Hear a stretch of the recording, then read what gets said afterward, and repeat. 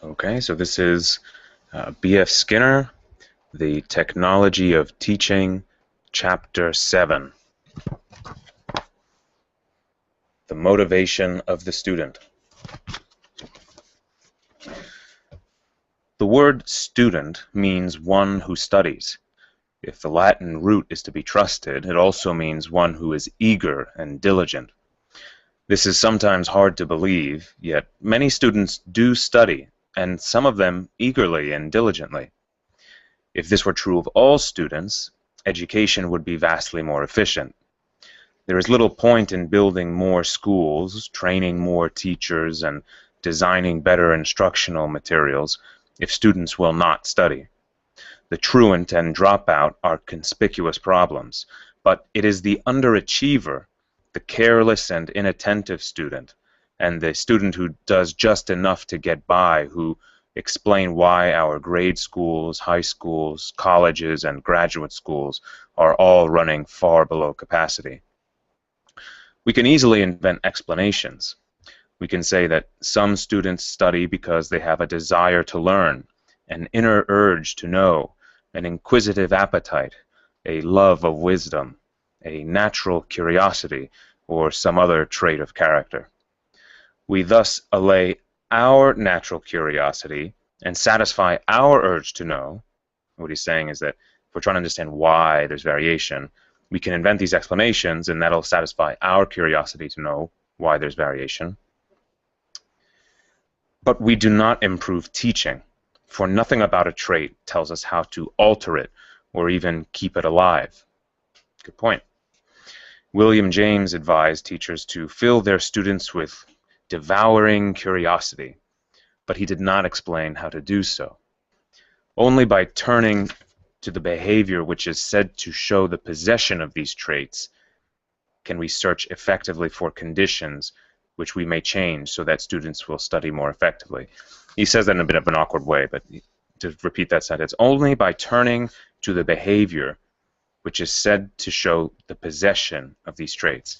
So in other words, the behavior would be paying attention in class as opposed to skipping class, or staying up all night studying as opposed to not doing that. So he says only by turning to those behaviors, looking at those behaviors of staying up all night studying, can we search effectively for conditions which we may change so that students will study more effectively. So if we study, we have to pay attention to the specific behaviors that the good student is doing, and we should just try to aim to figure out how to increase the frequency of those good behaviors.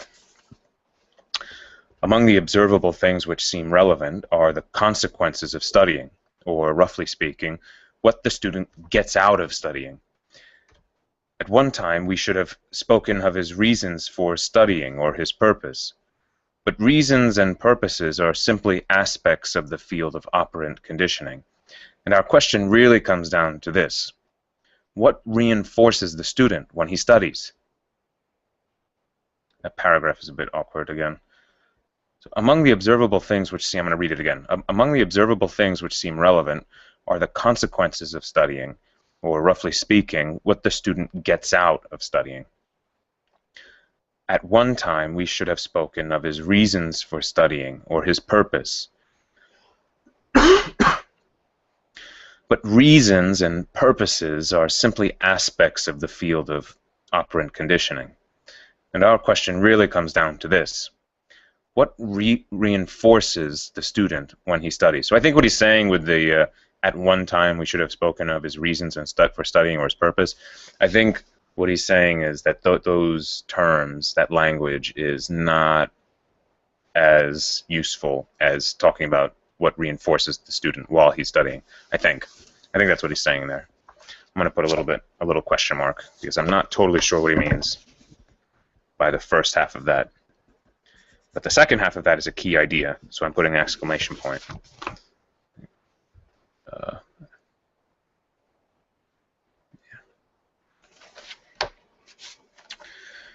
We might look first at the ultimate advantages. So he asked a rhetorical question. He says, what reinforces the student when he studies? And now he seems to be going on to try to answer that question. We might look first at the ultimate advantages of an education, at its utility or value. We point to consequences of this sort to induce young people to go to school or college, or to continue to go, or to return when they have dropped out. One conspicuous example is money, the, quote, dollar value of an education. And we try to persuade our students by comparing the incomes of educated and uneducated people. Less mercenary advantages are the opportunities to do things which are reinforcing, but which the student cannot do until he knows how, such as being a scientist, a writer, a musician, an artist, or a craftsman. So that was like a second. There are two different reasons. So I'm going to put a line to separate that. So there's reason number one. Reason number one is money. And reason number two is that there may be things that you would find fun, like being an artist, but in order to do that thing, you need an education. So that's a separate reason that people use. The separate reason why someone would want to get an education. To continue, so the advantages of a liberal education are less explicit, but the liberally educated student enjoys things otherwise out of reach. And I think what he is doing there, I think he's distinguishing liberal education from traditional education. I think. Let's continue and see if that'll clear it up. The advantages of a liberal education are less explicit, but the liberally educated student enjoys things otherwise out of reach. Sheer knowing may be worthwhile in freeing one from puzzlement, insecurity, or the anxieties of not knowing. These advantages fade as technological advances make what a man has learned less important. Manual skills lose their value under automation. Knowing how to read is less valuable when pictures and recorded speech replace texts. Verbal knowledge loses some of its importance when it is no longer presupposed. This is a very long paragraph in parentheses. So what all of this is responding to is the idea of how knowing can free you from puzzlement, insecurity, or the anxieties of not knowing. And now has this long side note in which he talks about how that benefit of education, of freeing yourself from puzzlement or anxieties of not knowing, he's saying that is becoming less of a reason for education as technology makes what a man has learned less important. So, for example, manual. I'm going to draw this as an example. It seems like So it seems like the knowing to free yourself from puzzlement might be a third reason for getting an education, and then he has this response. It's kind of like a response to that reason, and then he gives examples for that response. So his first example is manual skills lose their value under automation. Knowing how to read is less valuable when pictures and recorded speech replace texts. Verbal knowledge loses some of its importance when it is no longer presupposed. For example, a news magazine which refers to, quote, the English novelist Charles Dickens or Darwin's theory of evolution through natural selection deprives the reader of some of what he gained from his education if he would have responded just as well to Dickens or Darwin's theory.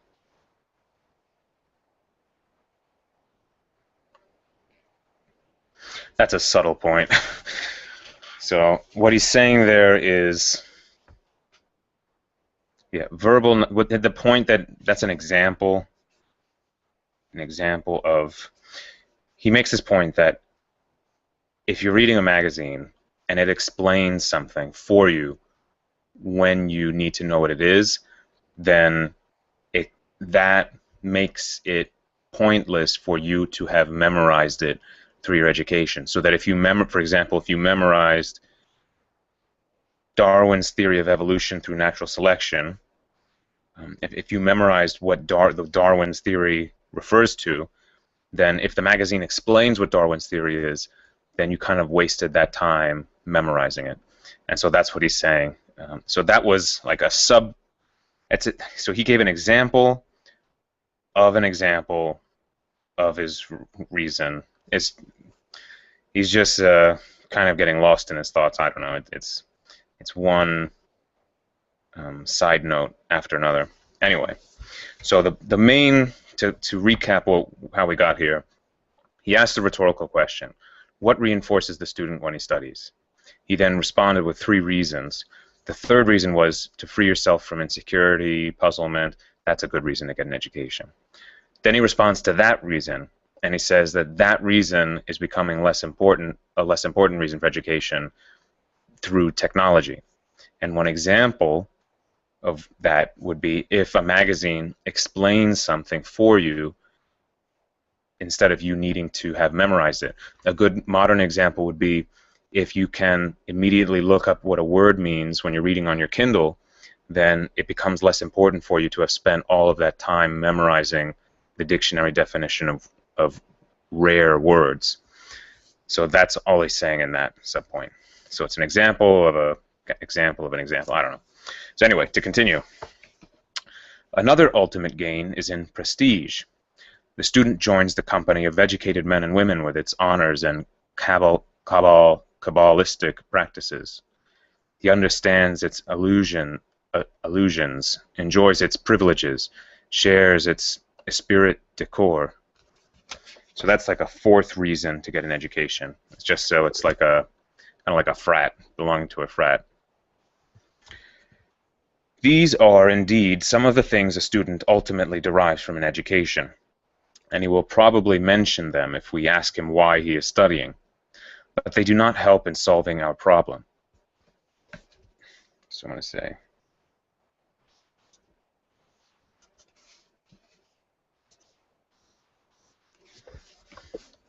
so that's a main, so okay, but they do not help in solving our problems. He's starting like a new little mini, that's a new paragraph, and he's starting a new idea. So these are indeed some of the things a student ultimately derives from an education, and he will probably mention them if we ask him why he is studying, but not help in solving our problem. The trouble with ultimate advantages is that they are ultimate. They come at the end of an education, or of some substantial part of it, and cannot be used during it as reinforcers. They cannot be used during education as reinforcers. Their weakness is legendary. The pre-medical student who badly wants to be a doctor gets little, if any, help from that fact as he sits in his room on a given evening studying a page of biochemistry. The higher wages of the craftsman do not make the apprentice diligent. The would-be pianist practicing his scales is not encouraged by the applause of the concert hall. When other reinforcers are lacking, the classical result is a profound abulia. And I don't know what abulia means. I'm going to guess from context that means it's a bad result. The student is not only not diligent or eager, he cannot make himself study at all. So I'm going to say, I'm going to just highlight what the examples were in that paragraph so that it's easier to parse it in the future. Okay,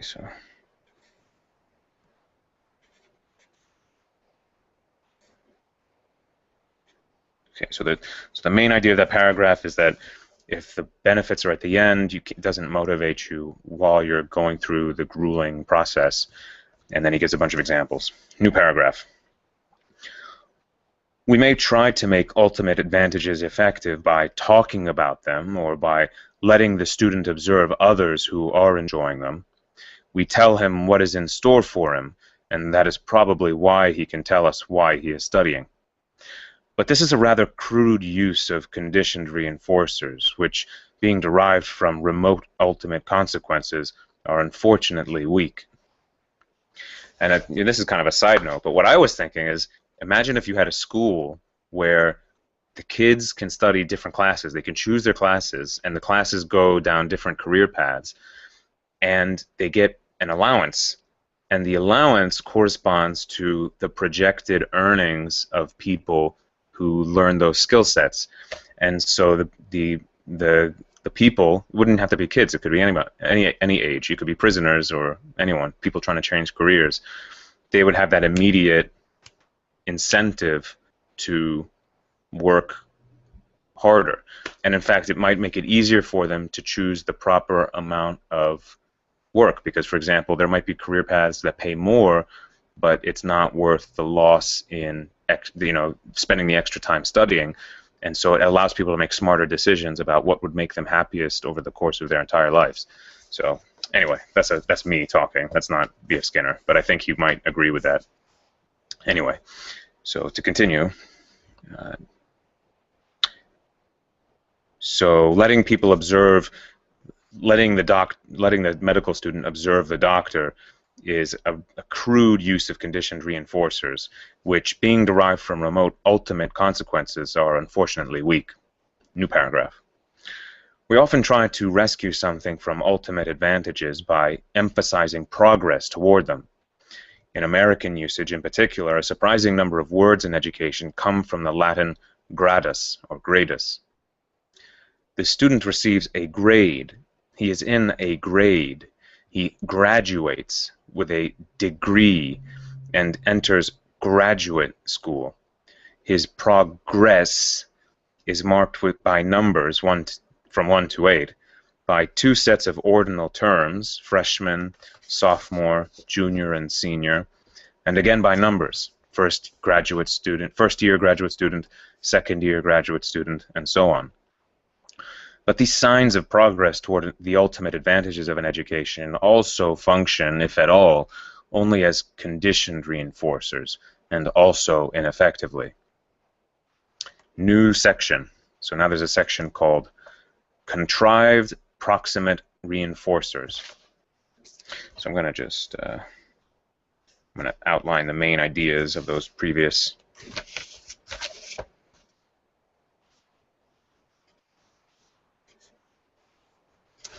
So highlight the main ideas so I can skim this chapter faster in the future. So new section, Contrived Proximate Reinforcers. To arrange good instructional contingencies, the teacher needs on-the-spot consequences.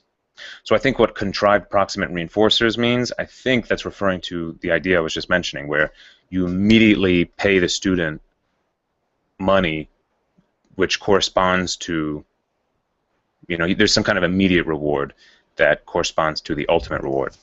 I think that's what contrived means. Contrived means you're just pulling it out of, you're making it up. It's not natural.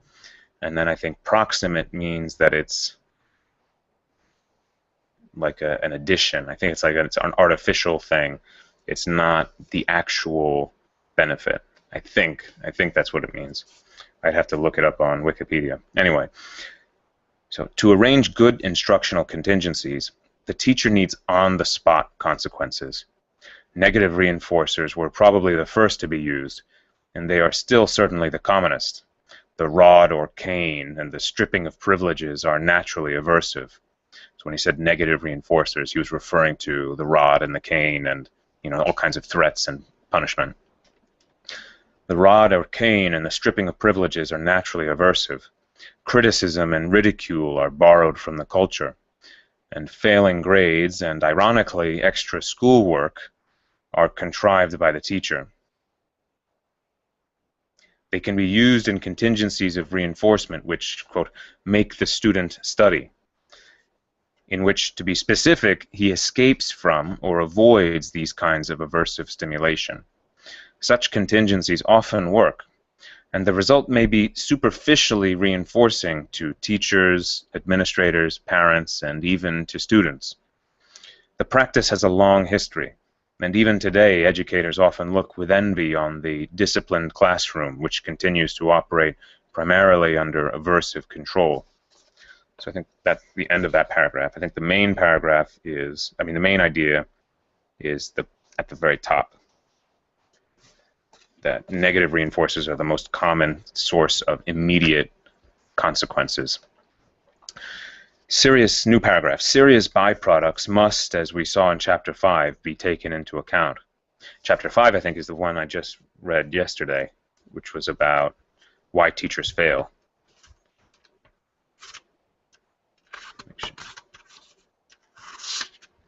Yes, that was the one I just read yesterday. So serious byproducts must, as we saw in Chapter 5, be taken into account.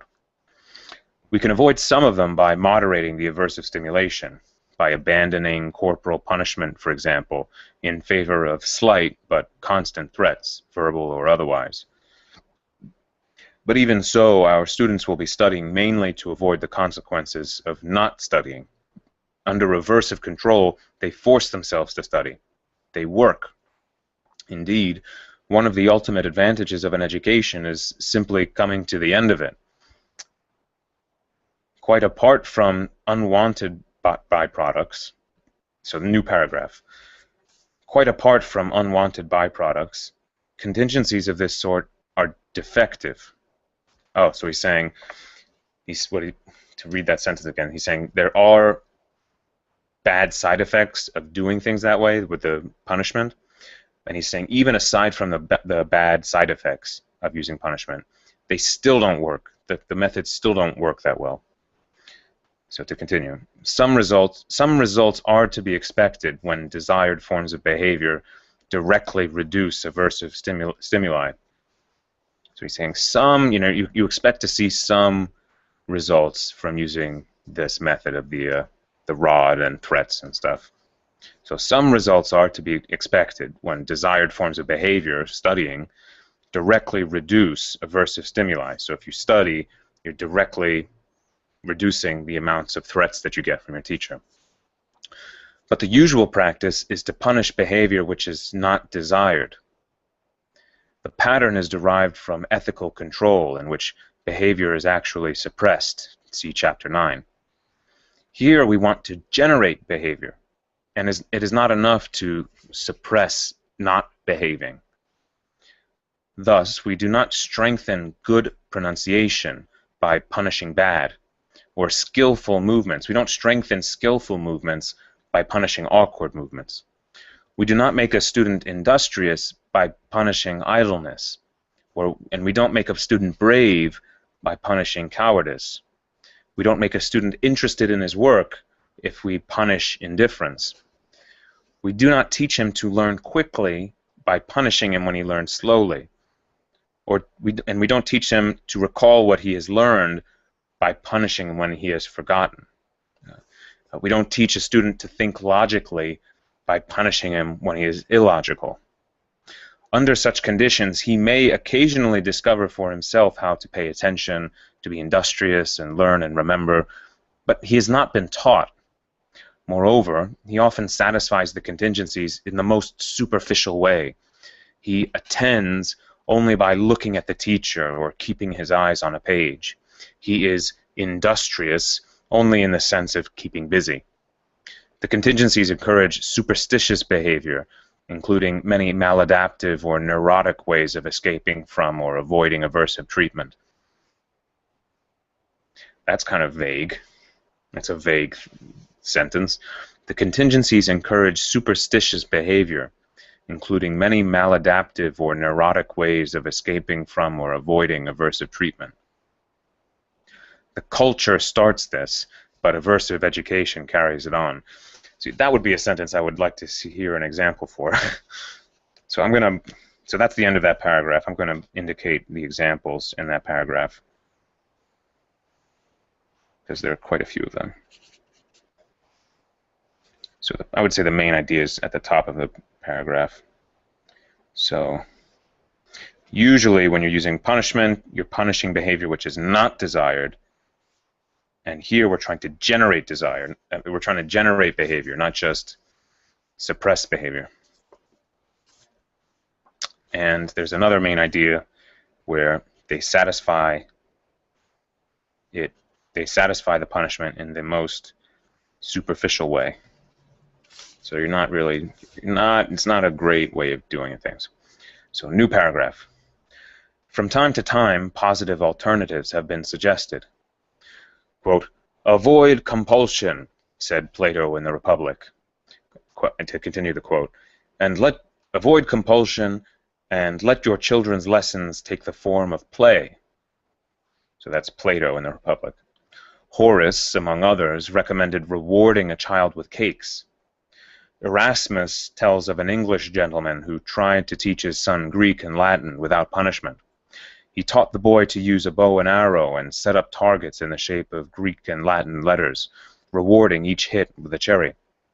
He also fed the boy letters cut from delicious biscuits. Privileges and favors are often suggested, and the teacher may be personally reinforcing as friend or entertainer. In industrial education, students are paid for learning. Certain explicitly, so that's exactly what I was saying before. So maybe he has some kind of criticism for this method, but we'll see. In industrial education, students are paid for learning. Certain explicitly contrived reinforcers, such as marks, grades, and diplomas, are characteristic of education as an institution. These suggest progress, but like progress, they must be made reinforcing for other reasons. Very good point. Oops. Prizes are intrinsically reinforcing. Honors and medals derive their power from prestige or esteem. This varies between cultures and epochs.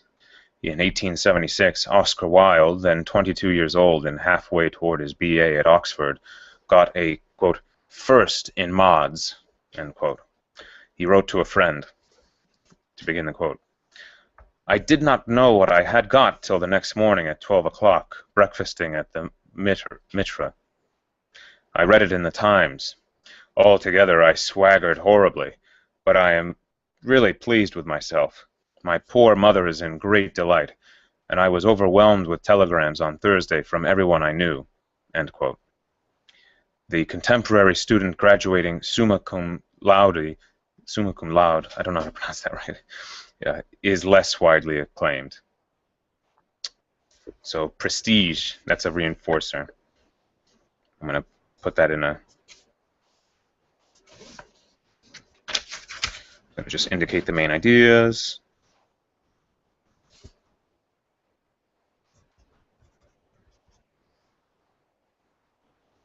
So the main idea of that paragraph was positive alternatives to punishment have been suggested, and he gives a bunch of examples. So he gives an example of paying students for learning, the cherries. All of these, all of these though are just examples of alternatives to punishment when you're learning, when you're teaching. Okay, new paragraph. Although free of some of the byproducts of aversive control, positive reinforcers of this sort are not without their problems. Many are effective only in certain states of deprivation, which are not always easily arranged. Making a student hungry in order to reinforce him with food would raise personal issues which are not entirely avoided with other kinds of reinforcers. We cannot all get prizes, and if some students are to get high grades, others must get low. Making a student hungry in order to reinforce him with food would raise personal issues which are not entirely avoided with other kinds of reinforcers. Personal, that's kind of vague. I wish you would go into more depth about that. Anyway, so that's the main idea, that positive reinforcers of this sort are not without their problems. That's the main idea of that paragraph. New paragraph. But the main problem, again, is the contingencies. Much of what the child is to do in school does not have the form of play, with its naturally reinforcing consequences, nor is there any natural connection with food or a passing grade or a medal. Such contingencies must be arranged by the teacher, and the arrangement is often defective. The boy mentioned by Erasmus may have salivated slightly upon seeing a Greek or Latin text, and he was probably a better archer, but his knowledge of Greek and Latin could not have been appreciably improved. Grades are almost always given long after the student has stopped behaving as a student. We must know that such contingencies are weak, because we would never use them to shape skilled behavior. In industrial education, pay is usually by the hour. In other words, contingent mainly on being present. Scholarships are contingent on a general level of performance. All these contingencies could no doubt be improved, but there is probably good reason why they remain defective. Okay, the last half of that paragraph I didn't totally understand. The main idea of the paragraph is that the main problem is the contingencies. And I think what he means by that is the connection between the behavior you want and the reinforcer. I think that's what he's saying, is that making that connection strong is the main problem here. New paragraph. Personal reinforcers, both positive and negative, raise special problems. When we speak of attention, approval, friendship, or affection, we mean more specifically the behavior of the teacher as he looks at the student, calls on him, talks to him, smiles at him, says right or good, eases his lot, caresses him, and so on. On the negative side, we mean ignoring the student, frowning at him, saying wrong or bad, making things hard for him, punishing him, and so on.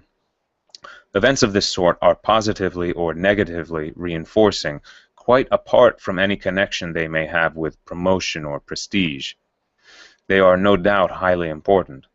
When students suggest ways of improving education, they frequently ask for more personal contact with their teachers. A common objection to teaching machines is that they lack the personal touch, even when, as one computer is said to do, they speak to the child in a, quote, friendly recorded voice. So the main idea there, I think, is personal reinforcers raise special problems.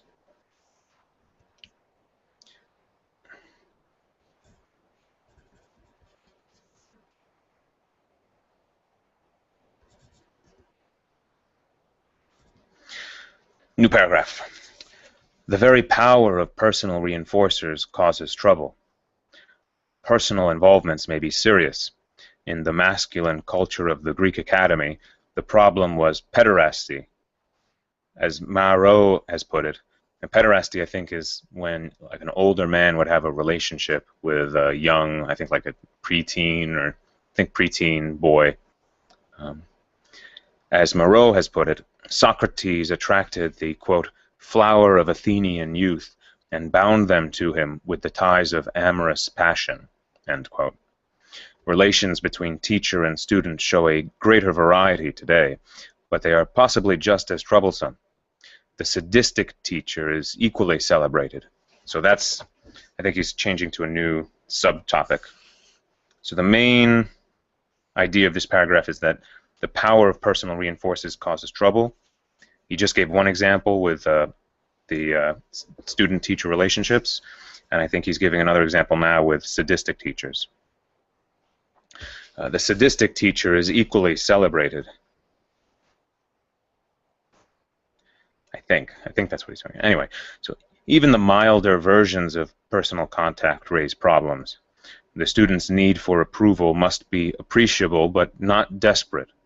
Censure must build just the right shade of guilt. Personal reinforcers are readily available, and it is tempting to overuse them.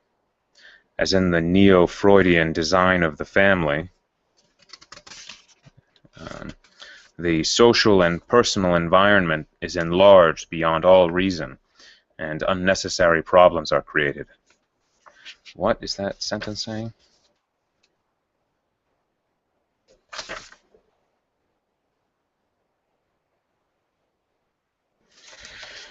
I don't understand that sentence, so I'm going to put a question mark.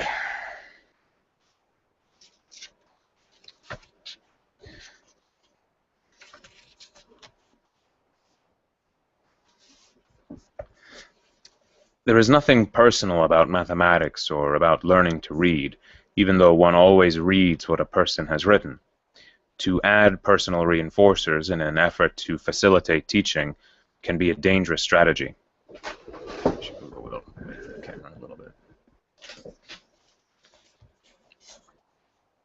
Dr. George D. Stoddard is quoted as saying that, quote, perhaps a live teacher who infuriates a student is better than a machine that leaves him stuffed with information but cold as a mackerel."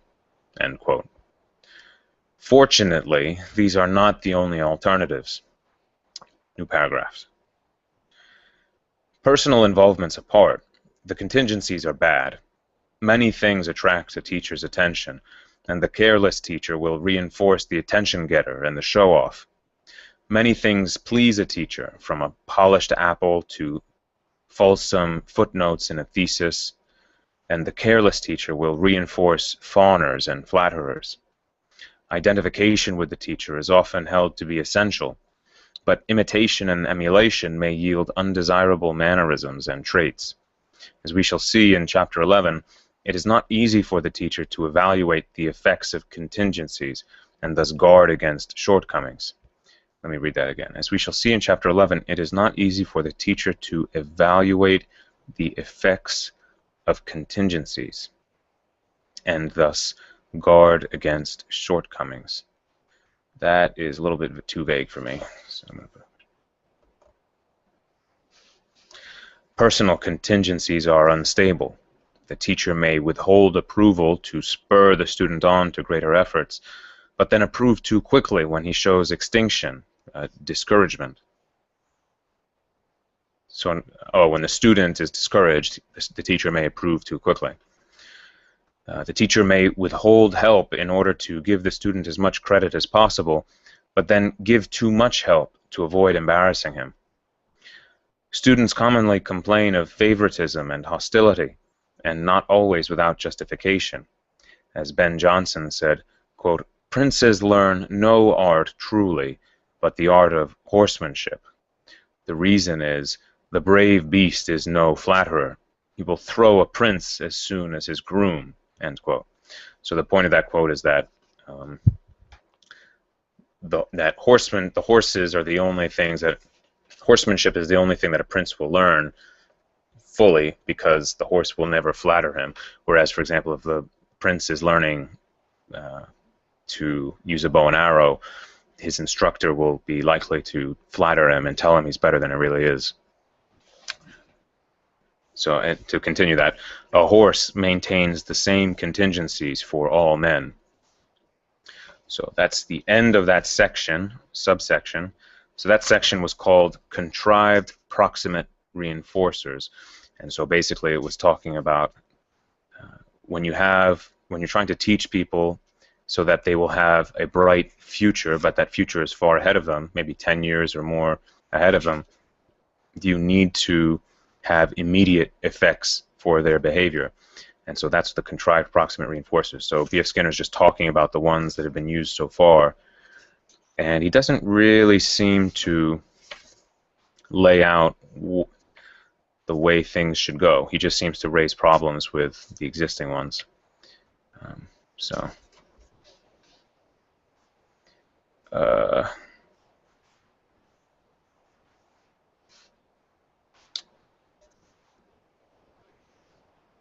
Okay. So anyway, this next subsection is called natural reinforcers. This is page.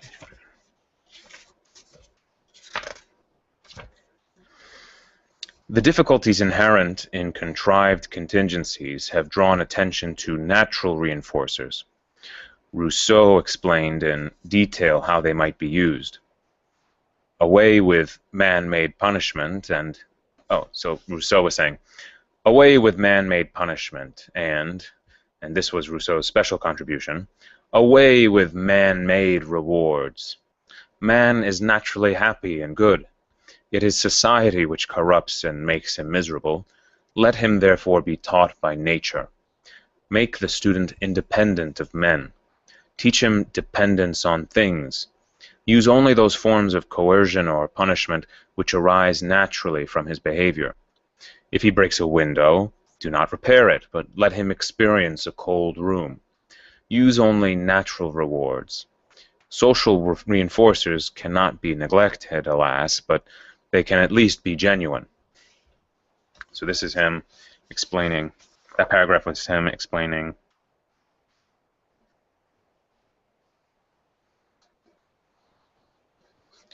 the idea of using natural reinforcers.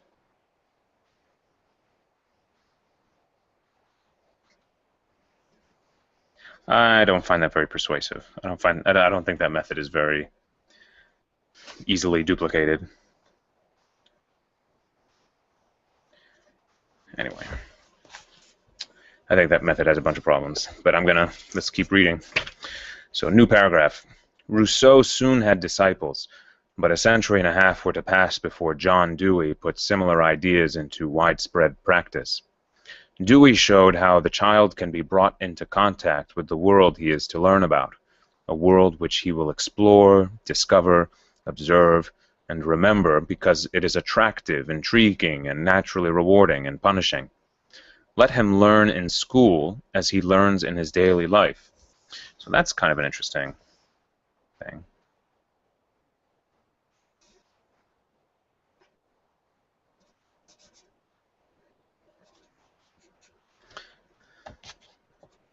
That kind of reminds me of how Larry Page of Google describes how he learned in his house, because he had all kinds of electronics around him, because that's what I think what his parents were into computer science, and his brother was into electronics. And so he said that he just took everything apart in his house. So that description of how a Larry Page learned is very similar to the way that B.F. Skinner just described that philosophy of observing things naturally.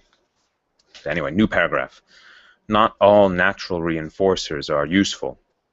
Most of those having obvious biological significance, like food and injury, are not naturally contingent on the behavior in a standard curriculum. Fortunately, however, the human organism seems to be reinforced by other kinds of effects. A baby shakes a rattle, a child runs with a pinwheel, a scientist operates a cyclotron, and all are reinforced by the results. We are reinforced when a piece of string becomes untangled, when a strange object is identified, when a sentence we are reading makes sense. It is well for the human race that this should be so, and fortunate for the teacher. Nevertheless, there are problems. The teacher who uses natural contingencies of reinforcement really abandons his role as teacher.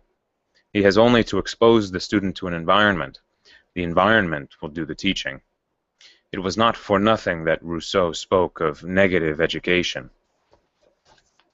This sounds like I think I said this yesterday when I was reading the other chapter, but this sounds like the Montessori method, which is also something that Larry Page did.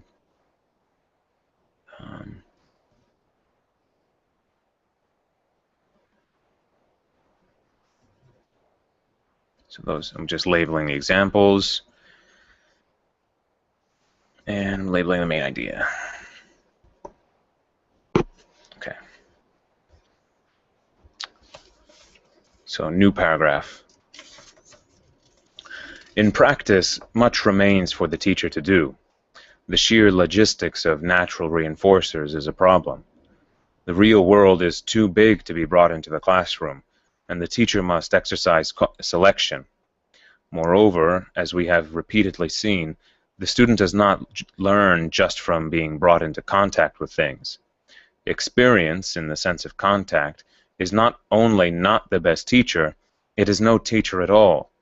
The joyous, rapid, and seemingly permanent learning in daily life, which teachers view so enviously, depends upon deprivations and aversive stimuli, which are greatly attenuated or lacking in a classroom. Very little real life goes on in the real world of the school. Heroic measures on the part of the teacher are needed to make that world important.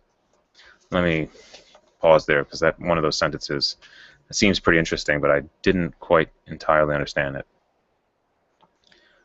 The joyous, rapid, and seemingly permanent learning in daily life, which teachers view so enviously, depends upon deprivations and aversive stimuli, which are greatly attenuated or lacking in a classroom.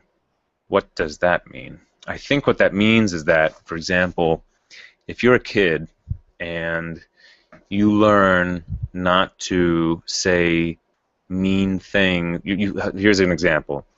So When I was younger, if you're a kid, you learn not to throw stones because you throw a stone and it hurts some other person, and then they come and they kick you in the shin. So that the reason you remember not to throw stones is because there's a really painful aversive stimulus that accompanies that behavior. The problem that B.F. Skinner's pointing out is that you can't, if you're in a classroom, you can't get that level of aversive stimuli. You can't. The classrooms are designed to avoid having the students get kicked in the shins and have other bad things happen like that. So I think that's what he's saying there.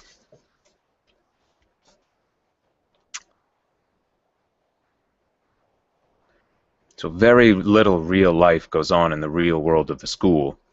Heroic measures on the part of the teacher are needed to make that world important. Natural contingencies of reinforcement, moreover, are not actually very good. They are more likely to generate idleness than industry. Trivial, useless, exhausting, and harmful behaviors are learned in the real world. The human organism pays for its great speed in learning by being susceptible to accidental contingencies, which breed superstitions. Many natural reinforcers are too long deferred to be effective. No child really learns to plant seed because he is reinforced by the resulting harvest, or to read because he then enjoys interesting books, or to write because he then passes notes to his neighbor, and children don't learn not to break windows because the room would then grow cold. The behavior which satisfies these terminal contingencies is not taught by the contingencies themselves, and programs are by no means always naturally available. That's a jargon-filled sentence. The behavior which satisfies these terminal contingencies. What does terminal contingency mean?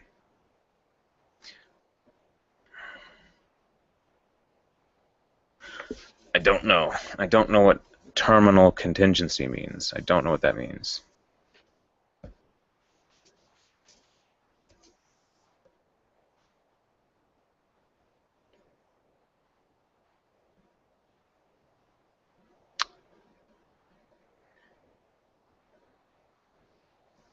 I think what he's saying is that I think the terminal contingency is the benefit that you get at the end. So enjoying interesting books, enjoying a harvest from planting seeds, passing notes to your neighbor, those benefits are the terminal contingencies. They are the benefit that happens at the end, the terminus.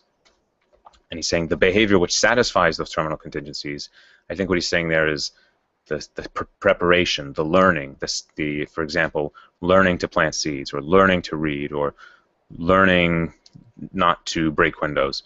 That behavior is which brings you to those end good results is not taught by those good results themselves, right? So you don't learn to read because you experience the pleasure of reading, right? You can only experience the pleasure of reading once you have already learned to read. So what gets you to learn to read is not the pleasure of reading. That's what I think he's saying in that sentence. It's just, the jargon makes it a little bit tough to decipher. So the behavior which satisfies these terminal contingencies is not taught by the contingencies themselves. And programs are by no means always naturally available. And I think what he means there with the programs is programs of reinforcement where for some reason there's some kind of natural reinforcement, some kind of natural reward that keeps the person learning. Because when he talks about programs of reinforcement, he's kind of referring to the experiments he did with the pigeons, where he would give them food after every time the pigeon tapped on a sticker, and he would change how frequently the pigeons would get food, and those changes, those different schedules, I think were called the programs of reinforcement. I think that's how it worked.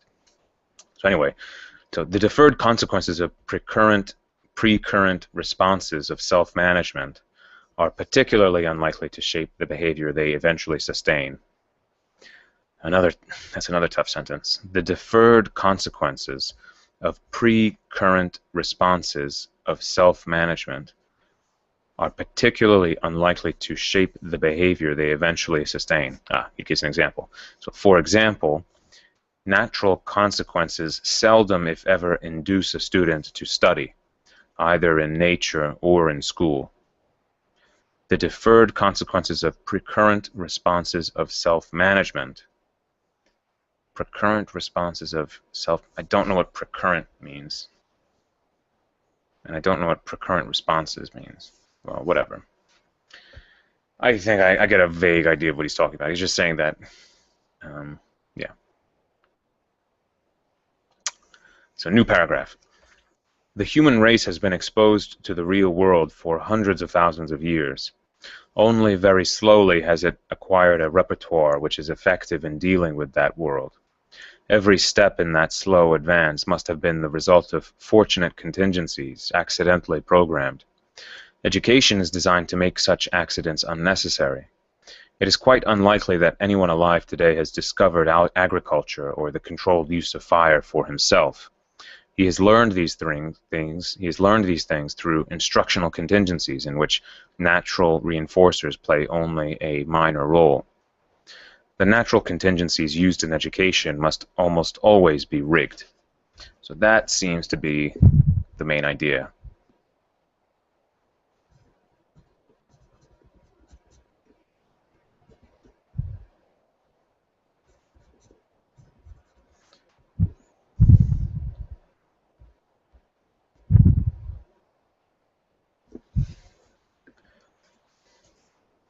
So the main idea is that natural contingencies are not very good, and they have to be rigged when they're used.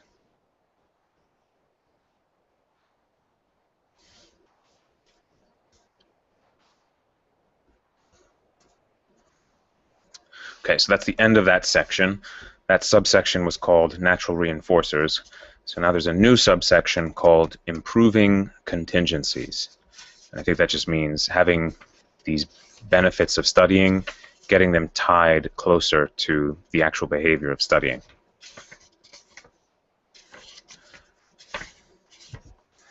In practice, a commitment to real life has sometimes led to improvements. As we have seen, verbal behavior is frequently overemphasized because it is easily imported into the classroom, and a shift to nonverbal knowledge, where natural contingencies are more effective, has been worthwhile. But verbal instruction is not wrong because it is not real, or because it is not naturally interesting, for it may be fascinating, as any mathematician knows. Let me pause there, because I think I missed that first sentence. In practice, a commitment to real life has sometimes led to improvements. As we have seen, verbal behavior is frequently overemphasized because it is easily imported into the classroom. So I think what he's saying there is that students, when he says verbal behavior, I think what he means there is teachers pay a lot of attention to what students say, as opposed to, for example, what students understand. The students measure what the student says and not what the student understands, because it's easier to measure what a student says. So I think that's what he's saying. And I think it's also the teacher uses words, maybe that's also. So as we have seen, verbal behavior is frequently overemphasized because it is easily imported into the classroom. And a shift to nonverbal knowledge, where natural contingencies are more effective, has been worthwhile. So what would be an example of nonverbal knowledge? Well, maybe knowing how to tie a shoe or something like that. But verbal instruction is not wrong because it is not real, or because it is not naturally interesting. For many, it may be fascinating, as any mathematician knows. The important distinction is not between nature and artificiality. The teacher is free to use any available reinforcer provided that there are no harmful byproducts, and provided the resulting behavior can eventually be taken over by reinforcers the student will encounter in his daily life. So the teacher is free to use any available reinforcer, provided there are no harmful byproducts, and provided the resulting behavior can eventually be taken over by reinforcers the student will encounter in his daily life. Okay, so what that's saying is that if you're a teacher and you teach a student how to learn Japanese, but in the student's everyday life, there won't be any benefit to Japanese, to learn Japanese, then I think what B.F. Skinner is saying is that, or, well, what would be an example of that? I can't think of an example. So, but I don't think it's that important. Compared with governmental and economic agencies, the teacher does not have a wide choice. Like the psychotherapist, he usually works with weak variables. But it is not the reinforcers which count so much as their relation to behavior. It is not the reinforcers which count so much as their relation to behavior. In improving teaching, it is less important to find new reinforcers than to design better contingencies using those already available. So I think that is the major point. I think that's the major point here. It is not the reinforcers, I'm going to read that again. It is not the reinforcers which count so much as their relation to behavior.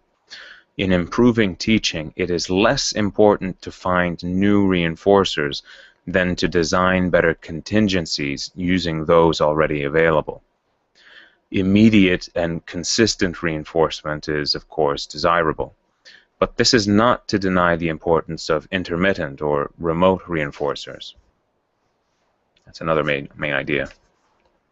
And he seems to be giving an example now. Men sometimes work toward distant goals. In a very real sense, they plant in the spring because of the harvest in the autumn, and study for years for the sake of a professional career. But they do all this not because they are affected by distant and future events, but because their culture has constructed mediating devices in the form of conditioned reinforcers. The student studies because he is admired for doing so, because intermediate changes in his behavior mark progress toward later reinforcement, because being educated is a good thing, because he is released from the aversive condition of not knowing. Cultures are never particularly successful in building reinforcers of this sort, hence the importance of a direct attack on the problem in a technology of teaching. So I think that's the main idea.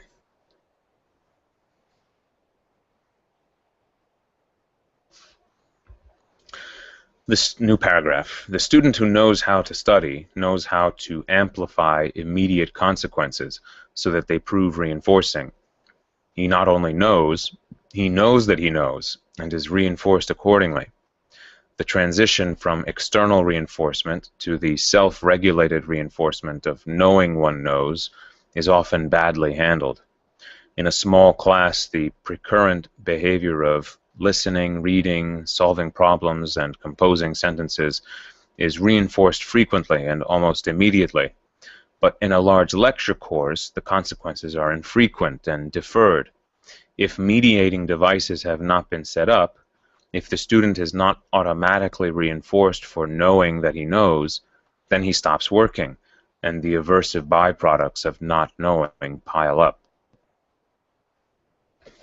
So it's a bit of a jargon-filled sentence, but I think what he's saying is that I think the main idea there is the transition from external reinforcement, like getting a chocolate, to the self-regulated reinforcement of knowing one knows, which is the more advanced type of way of learning, is often badly handled.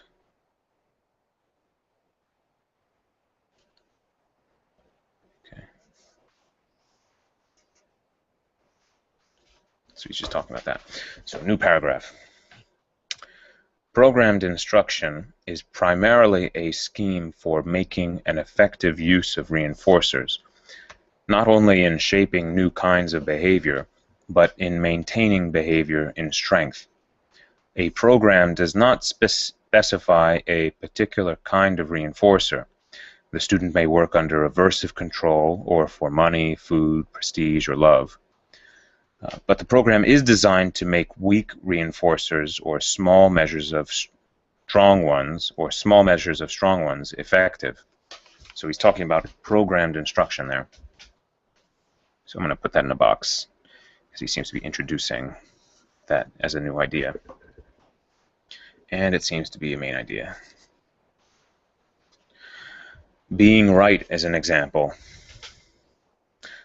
The teacher's right derives its reinforcing power. So when a teacher says right, that derives its reinforcing power from positive or negative reinforcers under the teacher's control.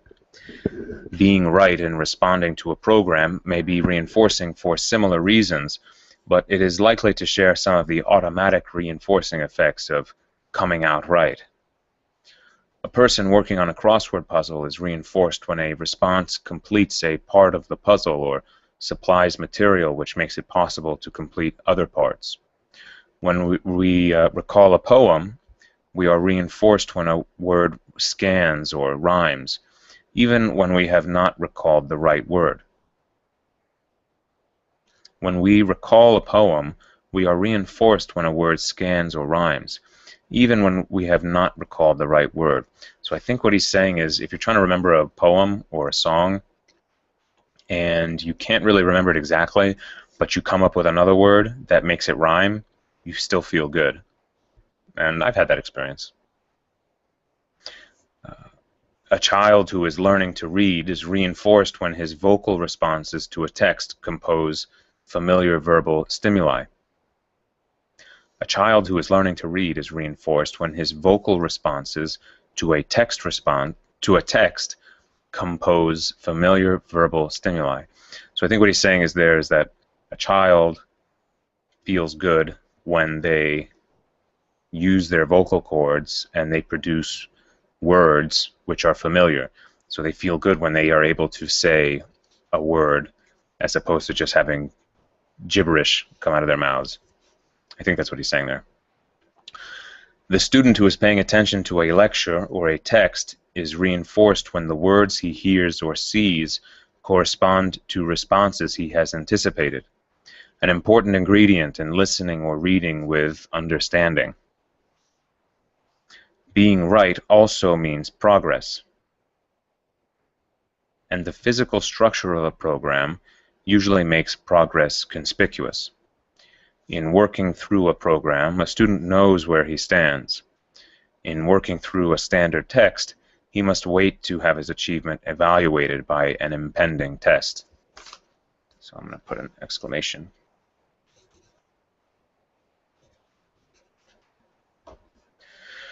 I mean, that's definitely how Khan Academy does things, for example. When you know how you're doing as you go through it, you don't wait until the end to see how you did. So, new paragraph.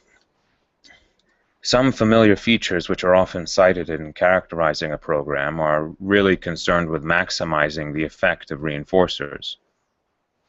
Steps are small so that reinforcement is immediate. When a sustained passage must be read before a response is made and found to be right, the reinforcement is not sharply contingent upon stimuli provided by the early parts of the passage, and responses to early parts are not strongly reinforced. Errors are minimized, and the number of responses which are automatically reinforced as right is maximized. What?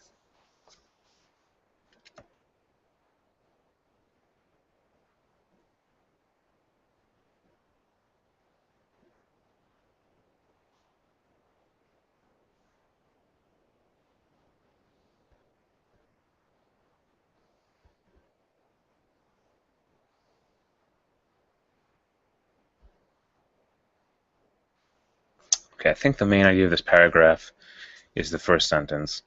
Some familiar features which are often cited in characterizing a program of instruction are really concerned with maximizing the effects of reinforcers. And I think the next sentence is giving an example of a feature of programmed instruction. So steps are small so that reinforcement is immediate. When a sustained passage must be read before a response is made and found to be right, the reinforcement is not sharply contingent upon stimuli provided by the early parts of the passage, and responses to early parts are not strongly reinforced. Errors are minimized, and the number of responses which are automatically reinforced as right is maximized. That sentence still has me a little confused.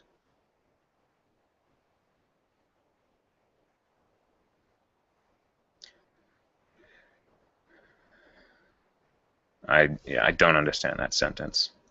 Errors are minimized, and the number of responses which are automatically reinforced as right is maximized. I don't understand that sentence. It is sometimes said that it is reinforcing to be right only when one is often wrong, but that depends on the source of reinforcing power. If being right derives its effectiveness from an unconditioned reinforcer which is subject to satiation may occur. So if being right derives its effectiveness from an unconditioned reinforcer which is subject to satiation. So I think unconditioned reinforcer refers to things like food or water, things that your body just automatically finds pleasurable, or candy. I think that's what unconditioned reinforcer would be. A conditioned reinforcer would be something like money, because money doesn't directly make you feel good. It's that you know that money will let you buy things that will make you feel good. So I think money would be a conditioned reinforcer. So if being right derives its effectiveness from an unconditioned reinforcer, which is subject to satiation, so an example of that might be water. So if you're being rewarded for studying with water, and you get to the point where you're not thirsty anymore, then you might not feel any more motivation to study. And that's what he means by satiation, when you don't feel the desire for that reinforcer anymore. Intermittent reinforcement, as we shall see in a moment, can sometimes solve that problem. If being right is reinforcing as a release from threat, occasional instances of being wrong may be needed to sustain that threat. But the reinforcements inherent in coming out right and in moving on to later stages in a program are not likely to satiate.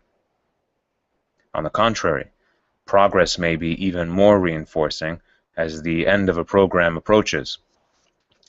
Being right may not be very reinforcing if the writer, in an effort to maximize correct responses, has made items too easy. Being right may not be very reinforcing if the writer, in an effort to maximize correct responses, has made items too easy.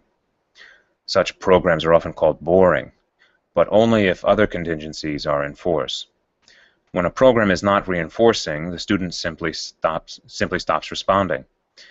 If he continues working because other contingencies, probably aversive, are in force, he may justly complain of being bored. Anyway, so what is the main idea of that paragraph?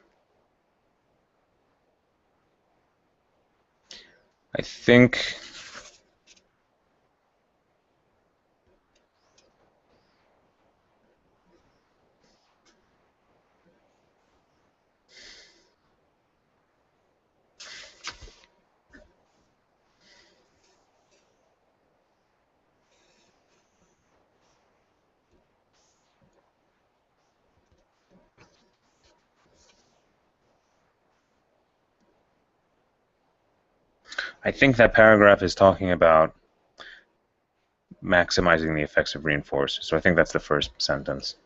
I think that's the main idea of that paragraph. He kind of hops around a little bit. But that is the end of that subsection. And that subsection, again, was called Improving Contingencies. So I think that just means maximizing the effect of the reward, strengthening the connection between the reward and the behavior you want to strengthen. So now the next subsection is called Stretching the Ratio. Stretching the ratio. So new paragraph. Other issues are raised by the size of steps to be taken by the students. In describing the behavior of a pigeon, as in the demonstration described in Chapter 4, success depends on how the requirements for reinforcement are set. If you do not demand much change at each step, you will reinforce often, but your subject will progress slowly. If you demand too much change, no response may satisfy, and the behavior generated up to that point will be extinguished. In deciding what behavior to reinforce at any given time, the basic rule is don't lose your pigeon. How much change in behavior is demanded of the student at each step in a program must also be weighed against the need to maintain the behavior and strength. That's very interesting. That's a very interesting paragraph. I think I'm going to put an exclamation point to read that again. So basically what he's saying is that you want to reward people for making progress, but you have to ask yourself, well, if I'm going to give someone a chocolate for making progress, how much progress do they need to make before I give them that chocolate? Do they need to make a lot or a little bit? And how much is a lot? What do I consider a lot and what do I consider a little bit? And so what B.F. Skinner is saying is that if you ask for too little of an improvement, the person will not progress very quickly. But if you demand too much improvement before you give the chocolate, you might lose the student entirely, and they'll forget everything they've learned up until that point. Or in the case of a pigeon, the pigeon won't respond anymore. So what he's saying is that the basic rule is you want to hold on to what they've learned already, and then see what you can do beyond that. Yeah. So just to read that last sentence again, how much change in behavior is demanded of the student at each step in a program must also be weighed against the need to maintain the behavior and strength. And when he says the need to maintain the behavior and strength, what he means is that the need to maintain the behavior, basically. And when he says in strength, he means having the behavior be a strong behavior as opposed to something that the person just does sometimes. So, new paragraph. It is easy to lose your pigeon in a kind of programming described in Chapter 4. The student will be less dependent on immediate and consistent reinforcement if he is brought under the control of intermittent reinforcement. If the proportion of responses reinforced on a fixed or variable ratio schedule is steadily reduced, a stage may be reached at which behavior is maintained indefinitely by an astonishingly small number of reinforcements. The teacher's assignment is to make relatively infrequent reinforcements effective. One technique is to, quote, stretch the ratio, that is, to increase the number of responses per reinforcement as rapidly as the behavior of the student permits.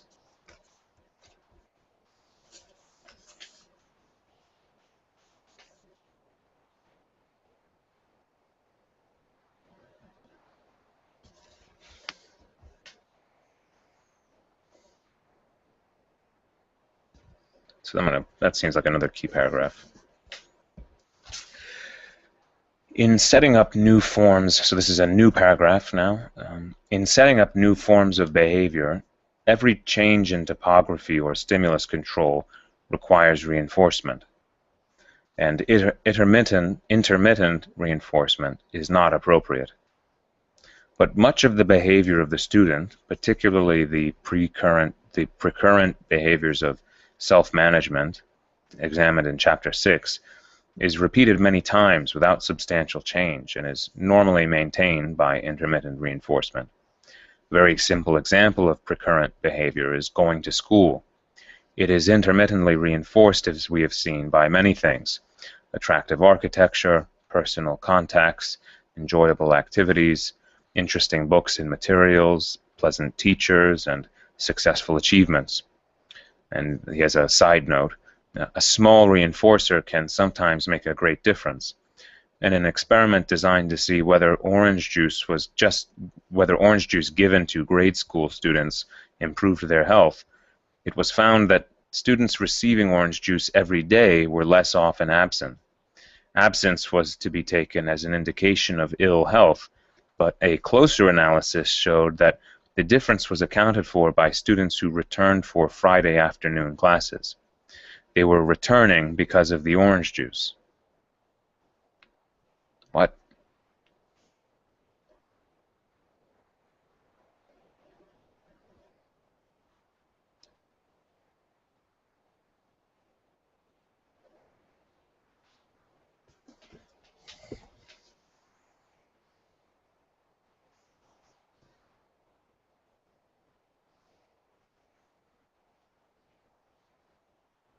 So I think what that example is saying is that the orange juice was making students want to show up. I think that's the main idea. And what he's saying is that the people who did the study, or someone, thought that maybe it's not that the orange juice is making them want to show up, maybe it's just that the orange juice is making them healthier. I think that's what they thought. And then what he says is that they looked more closely at it, and it wasn't that the orange juice was making the students more healthy, it's that the students wanted the orange juice. I think that's what he's saying. So anyway,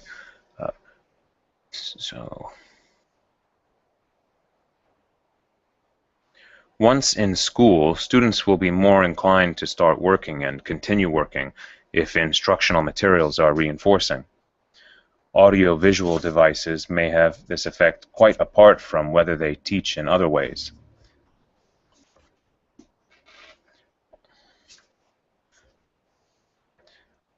Once in school, students will be more inclined to start working and continue working if instructional materials are reinforcing. Audio-visual devices may have this effect quite apart from whether they teach in other ways. The effect is often intermittent.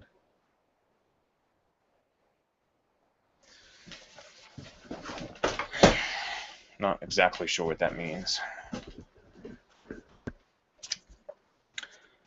Other precurrent behaviors of self-management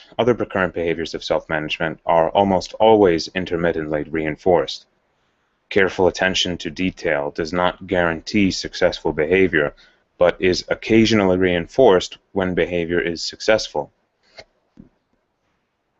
So I think that in that case, the precurrent behavior of self-management is careful attention to detail. I think that's what he's saying. So then I think he's giving another example. Memorizing material is occasionally reinforced by successful recall.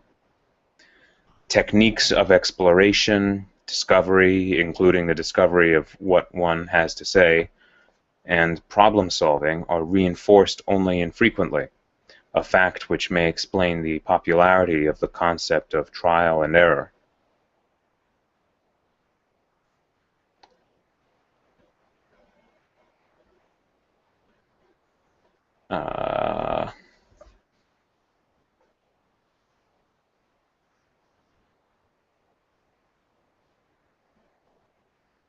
I don't exactly know what he's... I think I might know what he's referring to in that at the end of that last sentence, but I'm not totally sure. So, new paragraph. Reinforcers which require a teacher may be used more effectively by making them intermittent. Comments on a paper in composition are poorly contingent on the behavior of writing the paper. As reinforcers, they are likely to be weak and imprecise, particularly when a large number of papers must be read. The important reinforcers are largely automatic. A sentence comes out right. It says something interesting. It fits another sentence.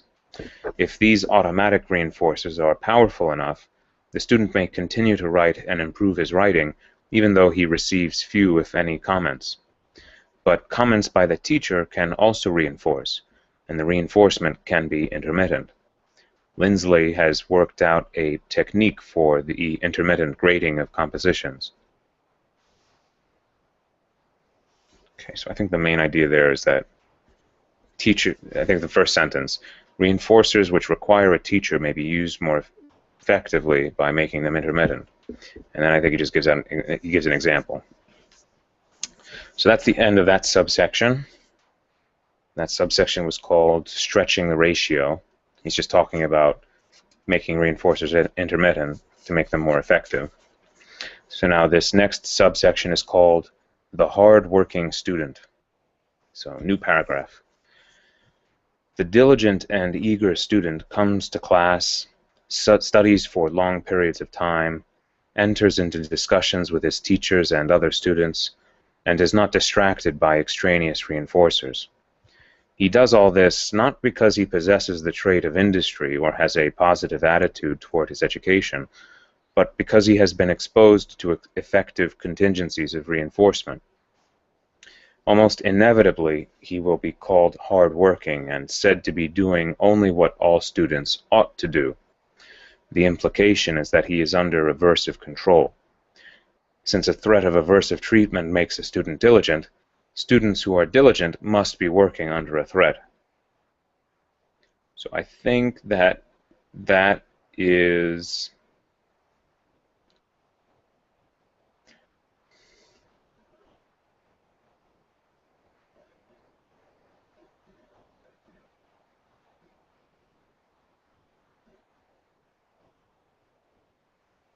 I'm not sure if that's him giving his own opinion or explaining what other people think.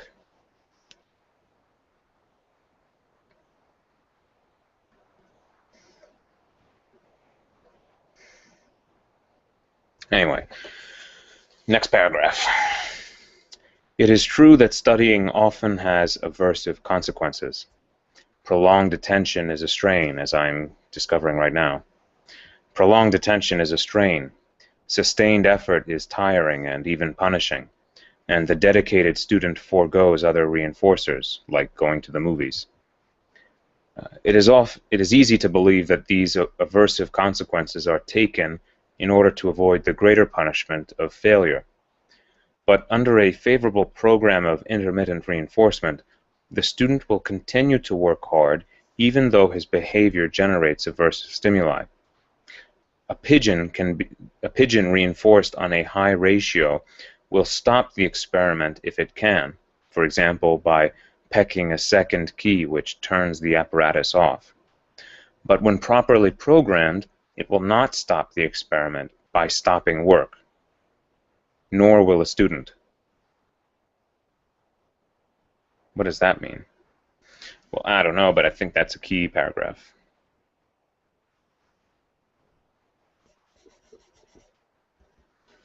So, next paragraph.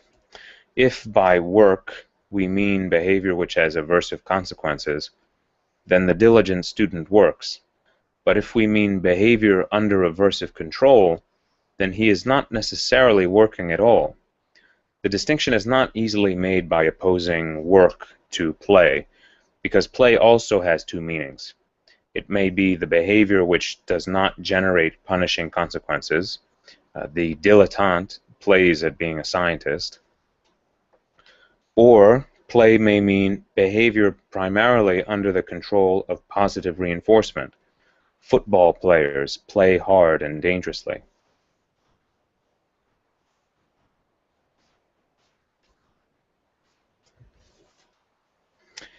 Even a distinction between hard and easy is misleading. A.N. Whitehead said that, quote, "an easy book ought to be burned, for it cannot be educational," end quote. But did he mean a book so well written or programmed that a student reads it without being forced to do so, or a book which can be read without strain or fatigue? So I'm going to put an exclamation point there, because I think his discussion of the definition of play and work are interesting to me. So anyway, next paragraph. The behavior generated by an effective program of intermittent reinforcement is hard to characterize in traditional terms. The behavior generated by an effective program of intermittent reinforcement is hard to characterize in traditional terms. So I think what he's saying there is,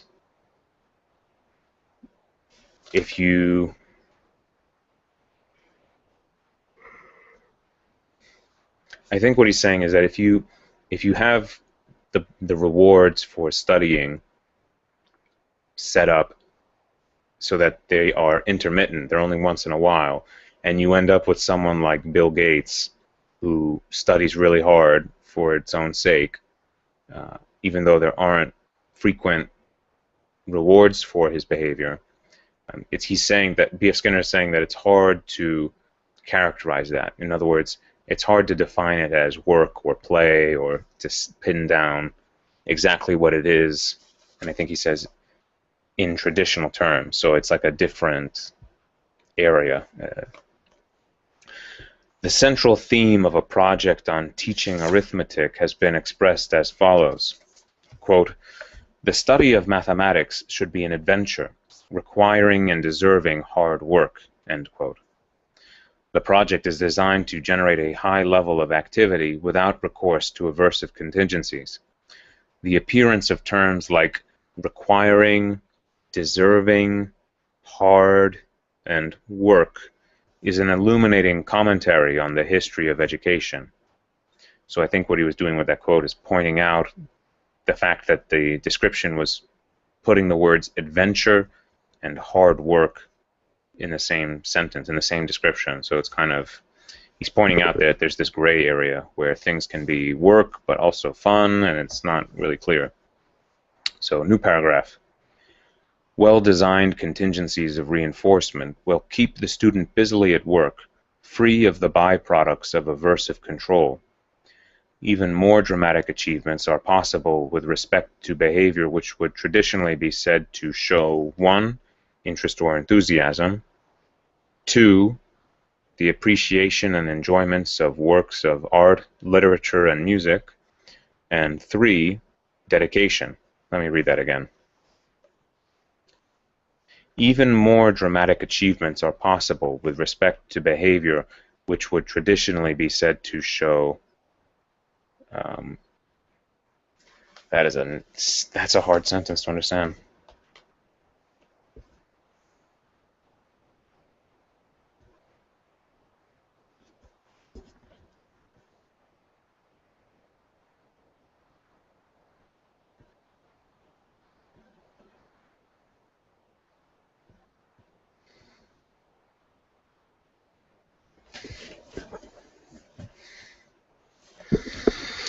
I'm not totally sure I understand that sentence.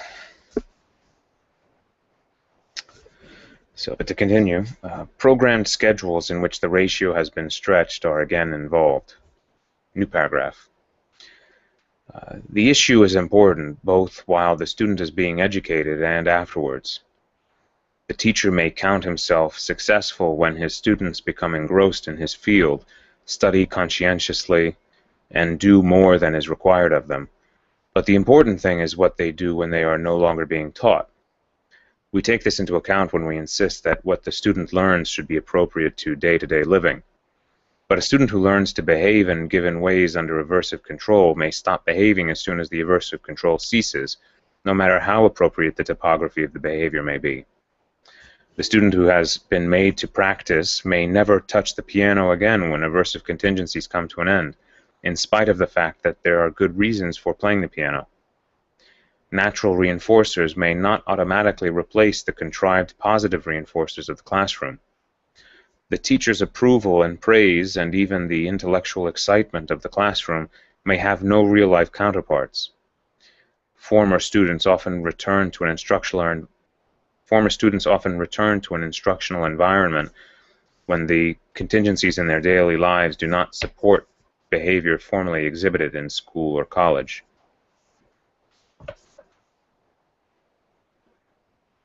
Let me read that again. Former students often return to an instructional environment when the contingencies in their daily lives do not support behavior formerly exhibited in school or college. I think what he's saying there is that people, so if you graduate, like suppose you graduate from college and you go out and you start working and you decide that you want to pick up a new skill. Maybe you want to learn about electronics. And you try to do it on your own, and you notice that you have trouble getting yourself to do it. You have trouble motivating yourself to do it. And so what you do is you enroll in a class, because you know that the class will be able to motivate you to study the material, even though you had all the information you needed while on your own to learn the material. I think that's what B.F. Skinner is saying. It's that when you're in your daily life, the reinforcement is different from being in the classroom, and it makes it hard to have the same study behavior that you had when you were in the classroom. So I'll read that sentence one more time. Former students often return to an instructional environment when the contingencies in their daily lives do not support behavior formerly exhibited in school or college. And that behavior, I think, is the study behavior. New paragraph. The teacher can make it more probable that the behavior he sets up will continue in strength if he carefully stretches the ratio. Consider, for example, teaching enjoyment and appreciation. We want students to like books, art, and music. That is to say, we want them to read, look, and listen, and continue to do so, and enable themselves to do so by buying or borrowing books, going to museums and concerts, and so on. In particular, we want them to do all this with respect to good books, good music, and good art. This is a particularly important educational assignment in a culture which provides more and more leisure time.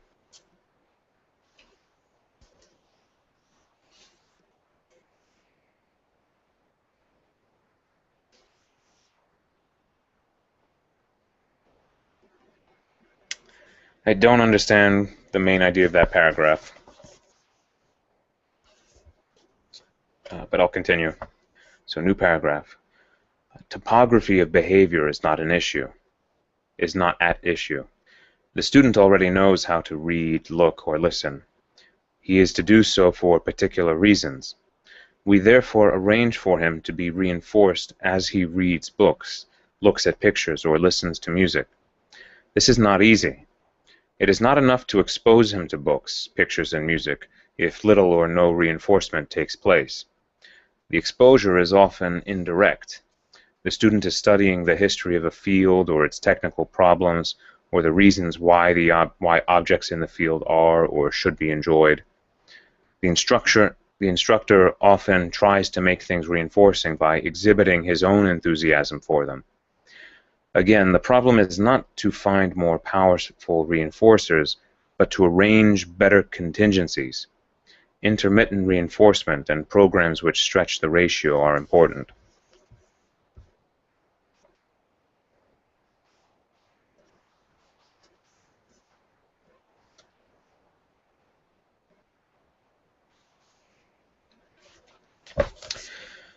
New paragraph. How, for example, can we produce a student who, quote, reads good books, end quote? It is the schedule rather than the absolute magnitude of reinforcement which must be considered. People read and continue to read cartoons, comics, and short items where the reinforcement, though not great, is contingent on very little actual reading.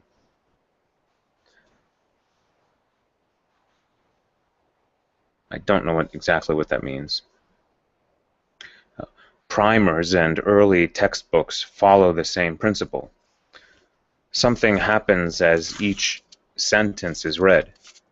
The variable ratio is of modest size. This is light reading, and many readers never go beyond it. New paragraph. In good books, almost by definition, reinforcers are dispersed. Students usually read such books only because they are required to do so. They work at them, and that is scarcely the goal in teaching appreciation.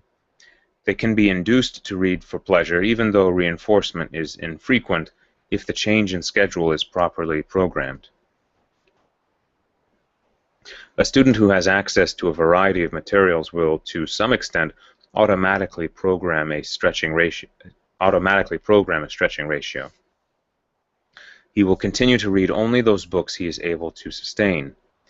Courses in literature usually make little provision for this natural adjustment. On the contrary, Under aversive control, the student reads books which do not reinforce him often enough to build up behavior which will be sustained by large ratios.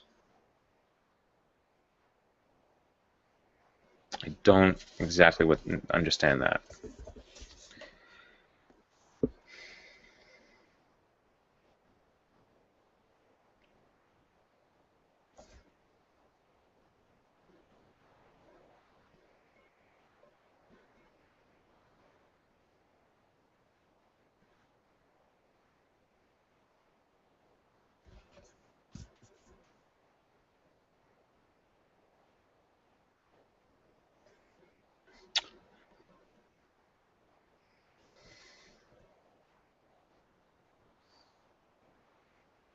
I don't exactly know what that's saying.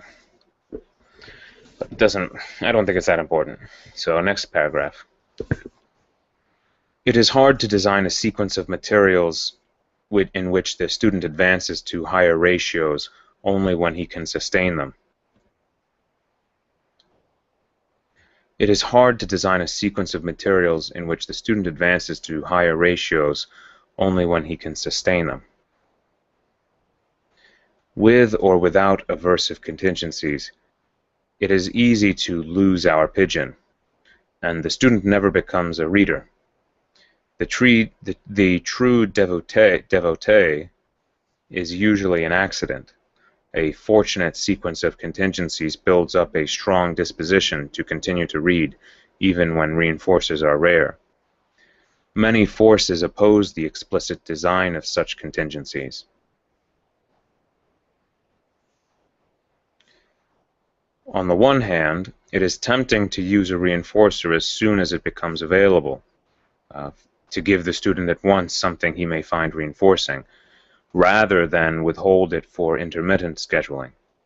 On the other hand, parents, accrediting agencies, teachers, and others judge a school or college by the difficulty of the books students are reading, and teachers are therefore reinforced for advancing too rapidly to large ratios.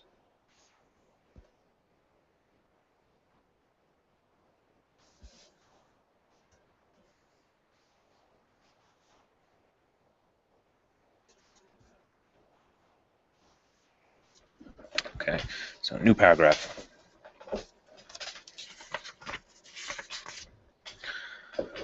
Books which are good because they are only intermittently reinforcing are a natural product of the art of literature.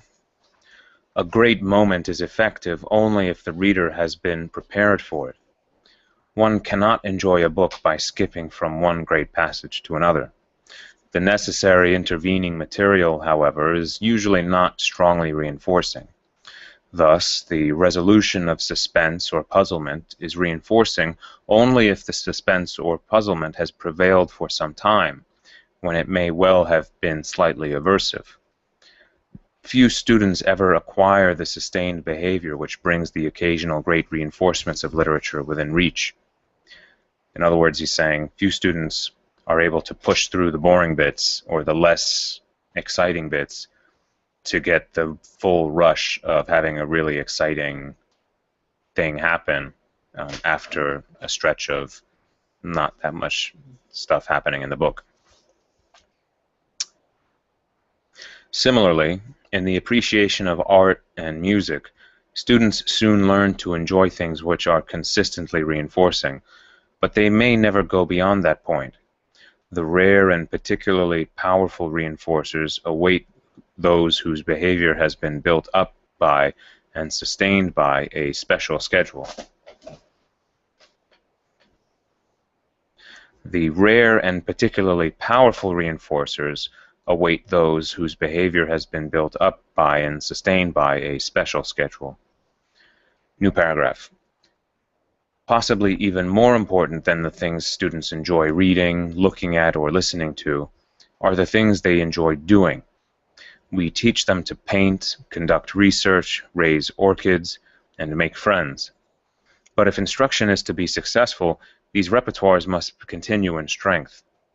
We may try to build dedicated behavior by clarifying reinforcers, by setting the example of an enthusiastic and dedicated person, by describing our own satisfactions and thrills, or by commending the students in industry. But if we do not take scheduling into account, we may still lose our pigeon. So he's emphasizing scheduling.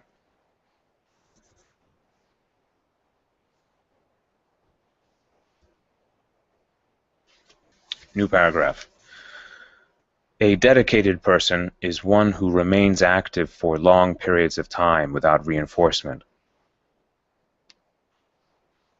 He does so because either in the hands of a skillful teacher or by accident, he has been exposed to a gradually lengthening variable ratio schedule. At first, what he did paid off quickly, but he then moved on to things less readily reinforced. This is actually a very important example because that's something that you see. I've seen that a lot in the stories of successful people. So, for example, Mozart and Steve Wozniak, when they were young, it wasn't very hard for them to get to a point at which they were strongly praised for their abilities because, how do I put this? I think it's because there was not much competition among very young people, it was easy for them to be praised for their accomplishments. And then, as they got older, it took more and more time to produce an accomplishment that would be at the same level, I think. I'm not explaining it very well right now, but what he's saying is ringing true. So at first, what he did paid off quickly, but he then moved on to things less readily reinforced. It is perhaps presumptuous to compare a Faraday, Mozart, Rembrandt, or Tolstoy with a pigeon pecking a key, or with a pathological gambler, but variable ratio schedules are nevertheless conspicuous features of the biographies of scientists, composers, artists, and writers. So that's exactly what I was saying. Yeah. So exclamation point there, that's a big one.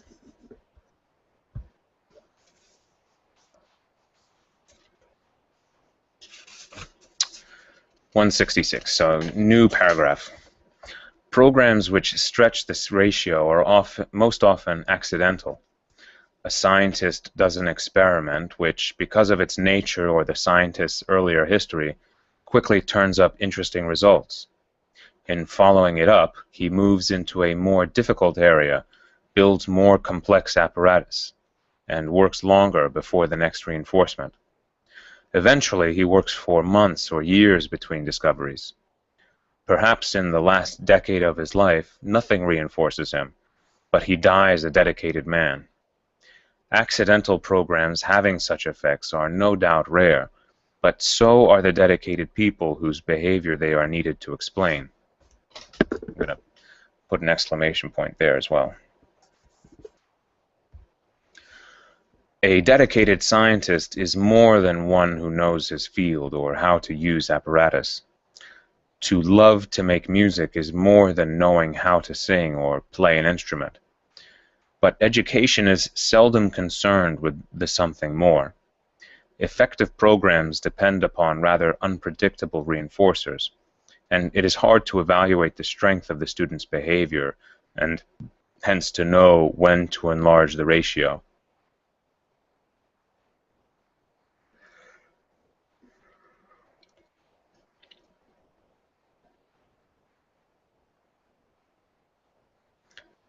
I'm not sure I understand that.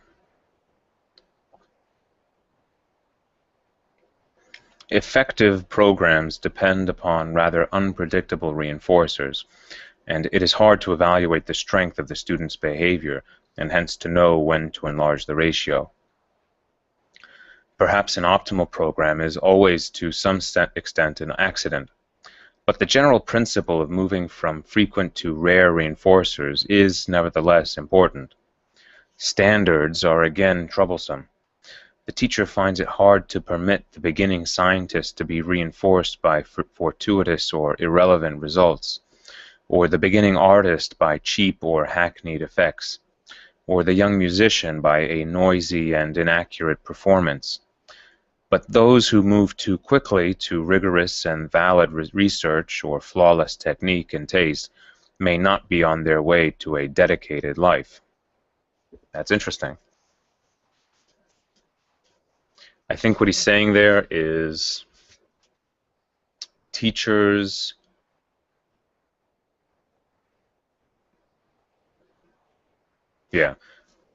I think what he's saying there is that teachers find it difficult to praise people who are learning for bad results, and so the teachers just want to praise the students for results that are really good, and so the teachers want to get the students as quickly as possible to having the right knowledge. But what B.F. Skinner is saying, I think, is that you may actually be better off, you may actually help the student more over the long term. You may make the student a more dedicated learner, a more dedicated musician, or a more dedicated scientist if you, instead of, how do I put it? If you, in fact, praise the student for results which are not exactly what you're looking for, but will help develop that habit of working hard over time. So I'm not explaining it very well, but it makes sense to me. So I'm going to put an exclamation point because I think that's a useful idea. So new paragraph. As we have seen, the techniques of self-management used in thinking are very similar to those which another person would use to bring about the same changes in the thinker's behavior. What? As we have seen, the techniques of self-management used in thinking are very similar to those which another person would use to bring about the same changes in the thinker's behavior. I don't know what that means. So I'm going to keep reading and see if the next sentence makes it clear.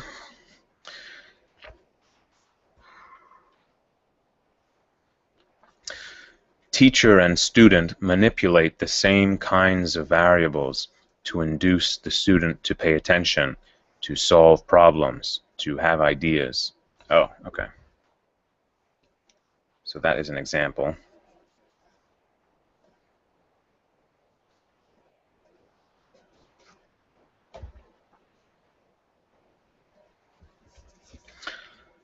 They may also take the same steps in solving the problem of motivation.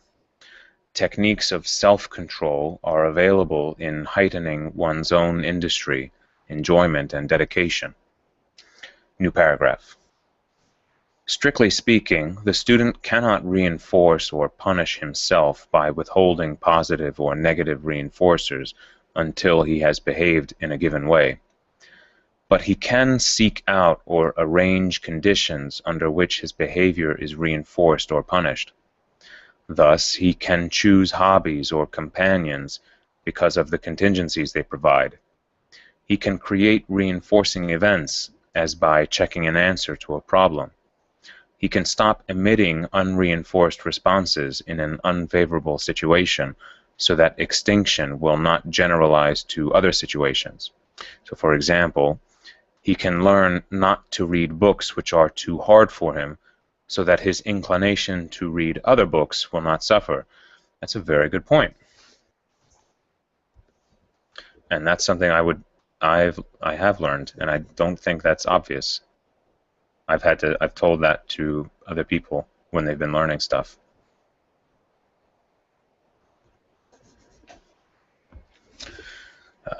He can learn subtle discriminations which improve the contingencies of reinforcement when he listens to his own accent in a foreign language. I think I understand that. He can clarify reinforcing consequences. For example, he can mechanically amplify small movements while learning a response of subtle typography, or make a record of his behavior, as a writer does in counting the number of words or pages written in a session.